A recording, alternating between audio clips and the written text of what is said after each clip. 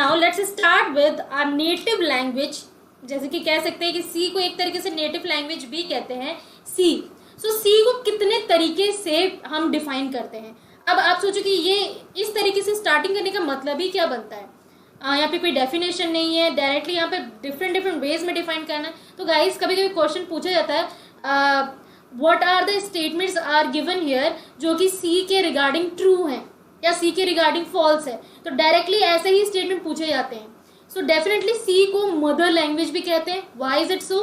क्योंकि see generally आपने देखा होगा जब भी हम कोई भी नया लैंग्वेज पढ़ते हैं तो कोई भी टीचर किसी भी स्कूल में चले जाओ, किसी भी इंस्टीट्यूट में चले जाओ, आपको पहले वो सी ही पढ़ाता है ना, क्योंकि ये सबसे इजी होता है, इसकी कोडिंग बहुत आसान होती है, इजीली अंडरस्टैंडेबल होती है, और बिल्कुल जैसे माँ के साथ हर काम का शुरुआत होता है वैसे ही ये ऐसा लैंग्वेज है जिसके थ्रू इसको जानने के बाद ही और बाकी लैंग्वेजेस को हम आगे फॉलो करते हैं। क्लियर है? So that is why we are calling it as mother language. Now next point is written over here, C को यहाँ पे सिस्टम प्रोग्रामिंग लैंग्वेज भी कहते हैं, क्योंकि हम अगर बात करें सिस्टम की प्रोग्रामिंग जब हम करते हैं तो सी लैंग्वेज का ही यूज किया जाता है। जो सिस्टम प्रोग्राम्स होते हैं, ऑपरेटिंग सिस्टम होते हैं, वहां पे सी लैंग्वेज का काफी सारा यूज होता है। That is why we are calling it as system programming language. Now the next statement says about C procedure oriented programming language. यहाँ पर सी जो है वन बाय वन, प्रोसीजर मतलब एक तरीके से step by step, one by one algorithmic base में काम करता है, और इसीलिए इसको हम प्रोसीजरल ओरिएंटेड प्रोग्रामिंग लैंग्वेज कहते हैं। Now next one is C is structured programming language. Structured in the sense यहाँ पर फंक्शन बाय फंक्शन काम किया जाता है। अब स्ट्रक्चर तभी कोई चीज बनती है जब हम उसको फंक्शनल बना लें। अब हमारे घर में कोई सामान बिखरा पड़ा है तो हम क्या करते हैं, उसको सिस्टमेटिक वे में अलग अलग फॉर्मेट में सेट करते हैं। वो सेट क्या है, फंक्शन ही तो है कि भाई यहाँ पर ये रखेंगे, वहां पर ये रखेंगे, ये रूम तुम्हारा होगा, वो रूम उसका होगा, यहाँ पर ये होना चाहिए। दैट इज व्हाट, ये फंक्शन है, ताकि प्रोग्राम भी स्ट्रक्चर्ड हो, सामने वाला उसको इजिली समझ पाए, अच्छे से उसको सॉल्व कर पाए, याद कर पाए। Next one is middle level language भी इसको कहते हैं, मिड लेवल प्रोग्रामिंग लैंग्वेज। देखिए लो लेवल लैंग्वेज होता है और एक हाई लेवल लैंग्वेज होता है, इन दोनों को ये एग्जीक्यूट कराने में हेल्प करवाता है। That is why we are calling it as mid level programming language. Okay, hello Sunny, good evening Suman. चलो अब यहाँ पे आ जाते हैं हिस्ट्री ऑफ सी। देखिए मैं बहुत ज्यादा आपको हिस्ट्री में लेकर नहीं जाऊंगी कि आप पीछे ही रह जाए और आगे का फिर हमें करने का टाइम ही ना मिले। यहाँ पर आप ध्यान दीजिएगा कि सी प्रोग्रामिंग लैंग्वेज की हिस्ट्री में क्या क्या जानना है। ये डेवलप कब हुआ, तो भाई 1972 में हुआ। क्लियर है? बहुत बारी लोग भूल जाते हैं 1972 में हुआ, ये याद रखिएगा, डेनिस रिच्ची के द्वारा। कहाँ पर? बेल लेबोरेटरीज पे of AT&T। AT&T full form American telephone and telegraph, जो कि कहाँ लोकेटेड है? US में। एक बार मेरे साथ रिपीट कीजिएगा आप सभी लोग, प्रोग्रामिंग लैंग्वेज के बारे में क्या जानना है, कब हुआ ये डेवलप? 1972। किसके द्वारा हुआ? Dennis Ritchie. कहाँ हुआ? Bell laboratories of AT&T। AT&T stands for American telephone and telegraph, और कहाँ लोकेटेड है? USA में। आई होप सभी लोग अब तो याद भी हो गया होगा जिनको याद नहीं था। So now let's proceed to the third topic. What are the features of C? Definition हो गया, हिस्ट्री होगी, फीचर्स क्या क्या है सी के। फीचर्स मतलब सी के अंदर क्या क्या खूबियां हैं, किस बात के लिए इसकी तारीफ करनी चाहिए और नहीं करनी चाहिए। ठीक है, तो यहाँ पे सिर्फ तारीफों के पुल बांधे गए हैं सी लैंग्वेज के। सो यहाँ पर ध्यान दीजिएगा, ये सबसे सिंपल है। क्यों हम सबसे पहले सी लैंग्वेज सीखते हैं? क्योंकि ये बहुत आसान होता है। अभी हम इसे कोडिंग को भी देखेंगे तो आपको भी बड़ा आसान लगेगा। जिन्होंने पहले पढ़ा हुआ है उनको पता ही होगा, जिनका फर्स्ट टाइम है उन्हें आज ये आसान लगने वाला है। साथ ही ये मशीन इंडिपेंडेंट और you can say portable language है। इंडिपेंडेंट मतलब बिल्कुल मशीन पे पूरी तरीके से डिपेंड नहीं करता, ये पोर्टेबल है, जहां पर चाहो any way you can carry it. Now middle level programming language we have already discussed. Structured programming language है, साथ ही साथ इसकी जो लाइब्रेरी है ना वो काफी रिच है। Why is it so? क्योंकि इसकी लाइब्रेरी में कई सारा, मतलब कहते हैं ना फंक्शन के बेस में बात करें तो कई सारे फंक्शन ऑब्जेक्ट्स यहाँ पे बने हुए रहते हैं, तो यहाँ पर काम बड़ा आसानी से हो जाता है, सब कुछ स्ट्रक्चर्ड फॉर्म में है।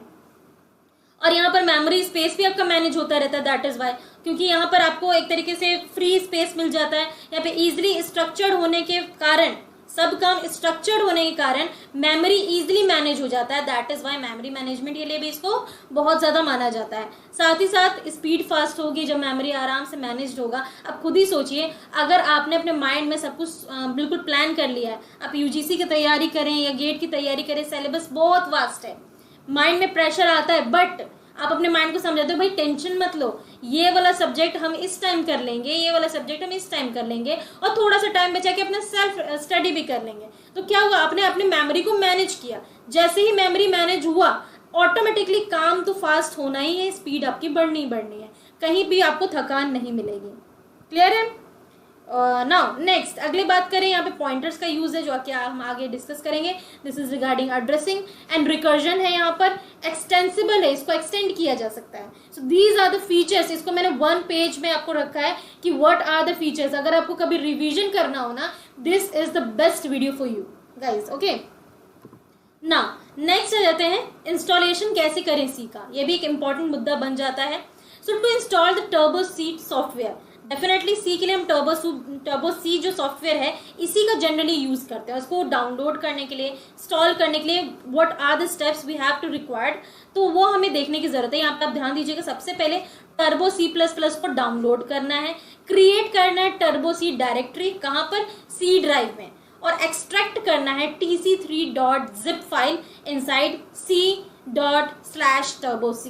ठीक है, दीज आर द स्टेप्स। अगर आप कभी प्रैक्टिस, क्योंकि without practice we can't study it, okay, और इस पे अच्छी ग्रास्प नहीं बना पाएंगे, तो अगर टर्बो सी में प्रॉब्लम, आप यहाँ से स्टेप्स को फॉलो कर सकते हैं। Now double click on install.exe file, double click करके आप वहां पर एग्जीक्यूट कर सकते हैं उस फाइल को। Now click on the TC application, file located inside this bin, okay, to write the C program. So these are the required steps, just for information I have given here. Now अब आ जाते हैं first program of C language, और यहाँ पर मैं आपको हर एक पॉइंट बताऊंगी। जरा मुझे इसको स्टार्ट करने से पहले जितने भी लर्नर्स यहाँ प्रेजेंट है, आई होप यहाँ पर टोटल 14 लर्नर्स यहाँ पर हैं, मुझे प्लीज कमेंट करके बताइए आप लोग C के बारे में क्या सोचते हैं, आपके लिए कैसा है ये C। ठीक है, जितने लोग हैं, बिगिनर है आप C के लिए बिल्कुल, या फिर काफी एक्सपीरियंस्ड है, ठीक है, और या फिर मॉडरेट लेवल पे हैं, थोड़ा बहुत आता है, क्या है जरा बताइए। बिगिनर के लिए B लिखिएगा, मॉडरेट के लिए MOD लिखिएगा, और एक्सपीरियंस्ड के लिए EX लिखिएगा, क्योंकि भाई मुझे पता चलना चाहिए मेरे सामने जो लर्नर्स आ रहे हैं वो किस तरीके के आ रहे हैं। ओके, रश्मि मॉडरेट, फटाफट सबके आंसर जल्दी आने चाहिए, क्योंकि काफी कुछ मुझे आपको यहाँ पे कंप्लीट करवाना है, बहुत सारा सिलेबस लेकर आई हूं मैं। Okay, all are going with option number moderate, okay, चलिए दैट्स ग्रेट, बहुत अच्छी बात है, क्योंकि काफी सारे लोगों ने वहां पर, श्वेता मैम बता रही थी कि सी लैंग्वेज के लिए रिक्वेस्ट आ रही थी, दैट्स वाई आई हैव, मैंने आप लोगों से पूछा, और दैट इज वाई मैंने ये कोर्स क्रिएट किया है। Okay, everyone are going with option number moderate, चल वेरी गुड। नाउ आ जाते हैं जरा यहाँ पर, सी का फर्स्ट प्रोग्राम है हमारे सामने, ठीक है, बिल्कुल ऐसा ही होता है हमारा पहला प्रोग्राम, बिल्कुल आप लोग देख रहे होंगे, हैश इंक्लूड, यहाँ पर आपका studio.h इंट मेन, ओके, और उसके अंदर हमने एक स्टेटमेंट डाली print of hello C language return 0, and then हमने इस प्रोग्राम को कर दिया close. Now one by one, okay, yes absolutely Rashmi, बिल्कुल, yes yes, that is why I have created it, okay, don't worry. Now देखिए यहाँ पर मैं सबकी फंक्शनैलिटी 1 बाय 1 बता देती हूँ, ऐसा नहीं है कि आप लोगों को आता है तो मैं यहाँ पर ये स्किप कर दूंगी, बिल्कुल नहीं, रिवीजन है तो सब कुछ रिवीजन होगा, बेसिक से होगा। तो देखिए यहाँ पर जो भी सी प्रोग्राम के अंदर बेसिक चीजें हैं जो कि आपको हर एक सी प्रोग्राम के अंदर मिलेगी, उसको 1 बाय 1 मैं यहाँ पर क्लियर कर देती हूँ। हैश इंक्लूड studio.h, जिसको हम सबसे पहले यहाँ पर लिखते हैं, why we are writing it over here। सो यहाँ पर ये standard input output library function को डिनोट करा रहा है, दैट इज वाई यहाँ पे स्टूडियो मतलब स्टैंडर्ड इनपुट आउटपुट का यहाँ पर ये लाइब्रेरी फंक्शन बता रहा है। ये एक हेडर फाइल है, ठीक है, यहाँ पर हमने इसको इंक्लूड कराया। ना प्रिंटफ क्या है, वो यहाँ पर एक फंक्शन है, जिस भी चीज के सामने लाइक मैं ABC यहाँ पे लिख दूं और इसके यहाँ पर ऐसे ब्रैकेट बना दूं तो ये आपको एक फंक्शन बन जाएगा, इसके अंदर जो भी बातें आप लिखना चाहो लिख सकते हो, जैसे कि यहाँ पे इन्होंने लिखा हुआ है। क्लियर है? और ये कहाँ पर डिफाइन किया हुआ है, अपने आप कूद के नहीं आ गया, इसकी डेफिनेशन stdio.h में। अगर आप प्रोग्राम stdio.h नहीं डालते हो, हेडर फाइल इसको नहीं डालते हो, तो क्या होगा, वो प्रिंटफ को समझेगा ही नहीं कि ये फंक्शन यहाँ पे यूज करना है। ठीक है, दैट इज व्हाई यहाँ पर आपसे क्वेश्चन बनता है तो आप इसको बिल्कुल पढ़ लें। ठीक है, नाउ इंट मेन का यहाँ पर बात करें तो मेन भी यहाँ पर एक फंक्शन है। ठीक है, और ये एंट्री पॉइंट है, हर एक सी प्रोग्राम में आपको इंट मेन मिलेगा। ठीक है, वहां से ही प्रोग्राम की एंट्री स्टार्ट होगी, मतलब कि इस मेन जो है फंक्शन है और इसके अंदर बातें जो कही जा रही है उसको यहाँ पर एग्जीक्यूट किया जाएगा ना। प्रिंटफ, जैसे मैंने आपको बताया कि यहाँ पर ये एक फंक्शन है, लेकिन ये फंक्शन करता भी क्या है, कुछ करता तो होगा। सो ये फंक्शन का यूज हम करते हैं डेटा को प्रिंट कराने में, दैट इज वाई इसका नाम प्रिंटफ। ठीक है, तो ये प्रिंट कराता है जो भी इंफॉर्मेशन हम लिखना चाहते हैं on the console. Clear, now return zero एक स्टेटमेंट है। क्लियर है, return execution status to the operating system, कि ऑपरेटिंग सिस्टम में ही सारा जाके पूरा काम होता रहता है, वहां पर जो भी एग्जीक्यूशन हुआ उसको रिटर्न करता है स्टेटस। ठीक है, और जो वैल्यू 0 है is use for successful execution. अगर काम आपका सक्सेसफुली एग्जीक्यूट हो गया है, आसानी से एग्जीक्यूट कराना है, you have to write down here 0।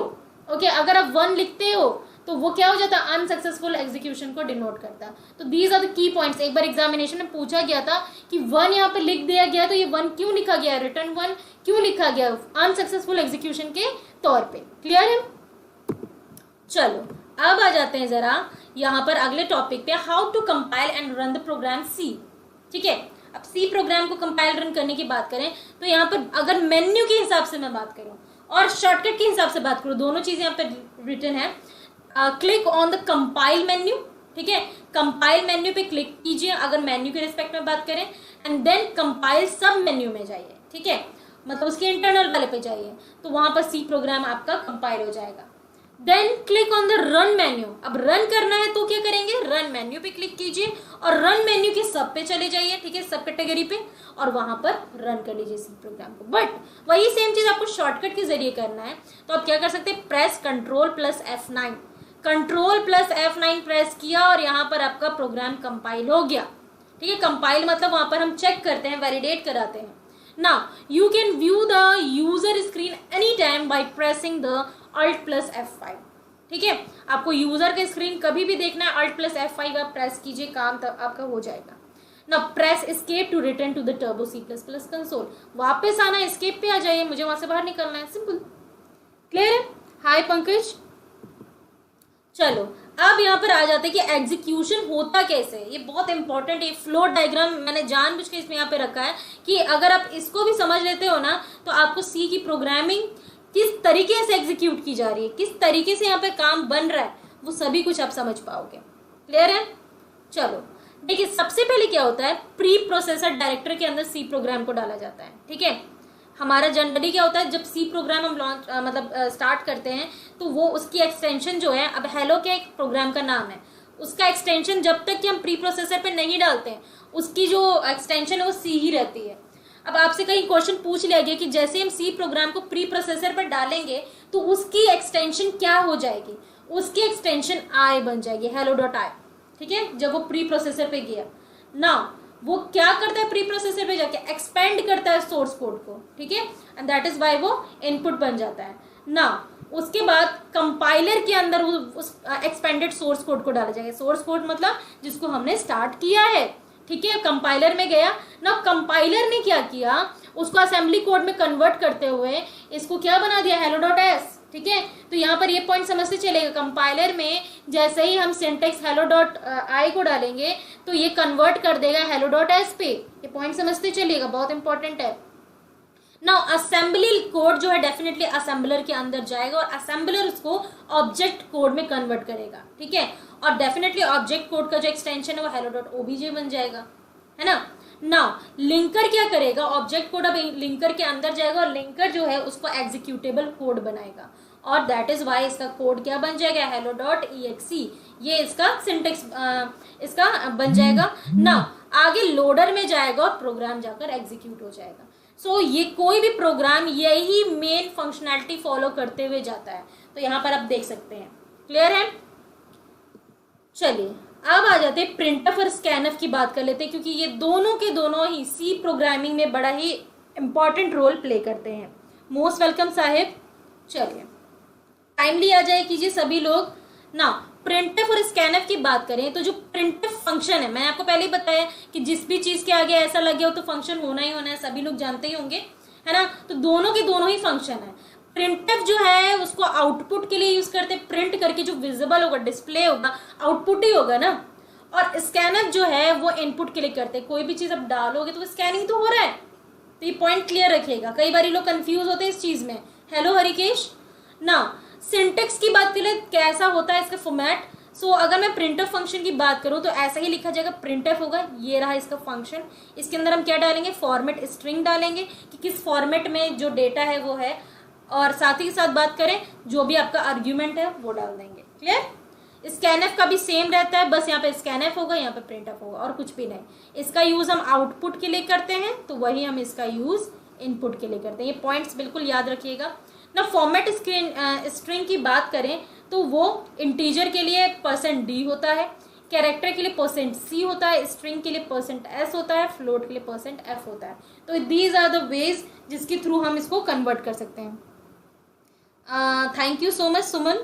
चलो ना आगे अब बात कर लेते हैं, ये दोनों ही चीज में फॉलो होंगी ना। नेक्स्ट अब आ जाते हैं, आपके सामने एक प्रोग्राम लेकर आई हूं मैं, ठीक है, ताकि आपका बेसिक जो है, बिल्कुल ही बेसिक जो है क्लियर हो जाए, परेशान ना होना पड़े आपको। सो चलिए, program to print cube of given number. Cube तो समझते ही होंगे, है ना, सभी लोग जानते होंगे, बड़े बच्चे हो आप लोग। सो दिस इज 2 और इसका क्यूब क्या होगा, 8 होगा। वैसे यहाँ पे 5 है तो 5 का क्यूब 125 होगा। क्लियर है, तो वही चीज यहाँ पे पहचान रहे हैं। तो देखिए यहाँ पर हैश इंक्लूड studio.h डाला, सबसे पहले हेडर फाइल डाली हमने। स्टैंडर्ड इनपुट आउटपुट की हेडर फाइल है, फंक्शन लाइब्रेरी है ये, ठीक है ना।